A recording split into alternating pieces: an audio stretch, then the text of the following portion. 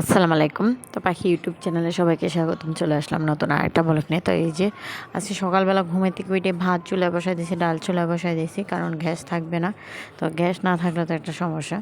তো কালকের মুরগির মাংস তরকারি আছে, তো ওটা থাকাকালে এখন আবার একটু রান্না করে রাখতেছি, কারণ এটা দিয়ে দুপুর অবধি খাবো। আর যদি থাকে রাত্রেবেলাও তো মনে করলেন এটা দিয়েই চলতে হবে, কখন না কখন গ্যাস আসা কোনো ঠিক ঠিকানা নাই। তো আজকে লাড়কি চুলায় রান্না করবো না, ভাল লাগে না লাড়কি চুলায় রান্না করতে। তো এই জন্য এই যে রান্নাটা করে নিতেছি, ডাল রান্না করতেছি জল ভয় দিয়ে। আর হলো এদিকে হলো যে এক পিস পাঙ্কাশ মাছ আসছিল, আর হলো পোয়া মাছ আসছিল। তো এইগুলি দিয়ে ফুলকপি দিয়ে আলু দিয়ে সুন্দর করে রান্না করে নিতেছি। তো রান্না বাড়া একটু আপনাদের সাথে শেয়ার করি। তো আমি তো মনে করলাম কাজে এটা আমি মানে রান্নাবাড়াও করলাম কিংবা কোনো কাজকাম করলাম, এখানে সবটাই দেখাই। আর যেখানে আমি মনে করলাম কাজকাম না করলাম, একটা কোনো কিছু না করলাম, তাহলে ওইটা তো আর কোনো কথাই নেই। কিন্তু এখানে আমি সমস্ত যাই করি না, ঘরের ভিতরে একটু মনে করলেন ঘরটা ঝাড়ু দিলাম, তাও আপনাদের সাথে শেয়ার করি, কারণ আপনাদের সাথে শেয়ার না করলে তো আমার পেটে ভাত হজম হয় না। এটা তো আমি প্রত্যেক দিনই বলি যে আমার পেটে ভাতটা হজম হয় না আপনাদের সাথে কোনো কিছু শেয়ার না করলে।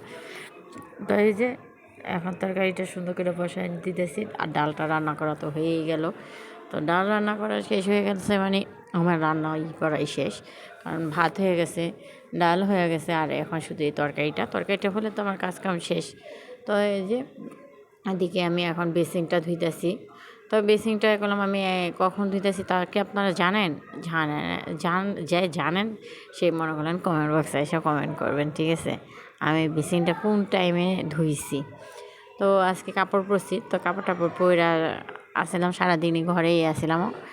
আর সকাল দিকে একটু আপনাদের ভাইয়ার সাথে মানে রান্নাবাড়া ছিল না, তো আপনাদের ভাইয়া বলতেছে আমি একটু কোথায় যাবো, আমি কই তাহলে আমিও যাব।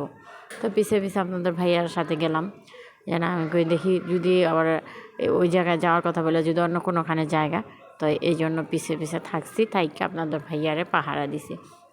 তো এই যে এদিকে ভেসিংটা সুন্দর করে হাত দিয়ে ডইলা ডইলা পরিষ্কার করে নিলাম।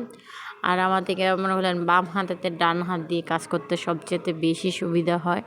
আমি বাম হাত দিয়ে কোনো কাজ কাম করতে পারি না, বাম হাত দিয়ে কাজ করতে গেলে যেমন আমার কাছে একদম বেসেস লাগে।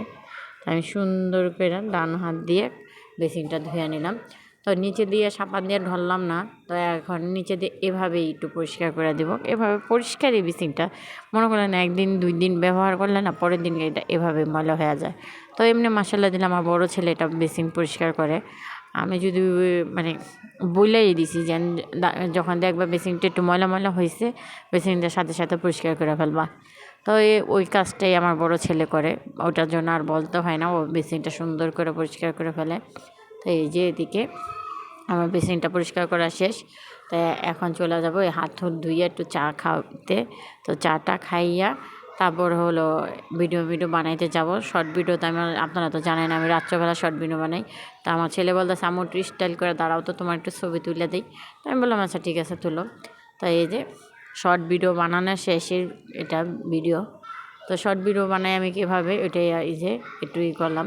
তো শর্ট ভিডিও বানানোর আগে মানে আগে আমি করলাম জামা কাপড় কোনোটা খুলি না, জামা কাপড়ের উপরেই লুঙ্গিটা শার্টটা সুন্দর করে পরে নিই। আর এই যে এদিকে কাপড়টা ঠিক করে নিলাম, কাপড় যেহেতু পরছিলাম কাপড়ের উপরে লুঙ্গি শার্ট এটা পরছিলাম। তো এখন কাপড়টা ছড়ায় বড়াই নিলাম আর একটু নাচ জায়গায় আপনাদের সাথে শেয়ার করে নিলাম। তো সবার কাছে অনুরোধ রইল প্লিজ আপনারা আমার ভিডিওটা দেখবেন। তো আজকে নতুন ভিডিওটা পর্যন্ত, আল্লাহ হাফেজ।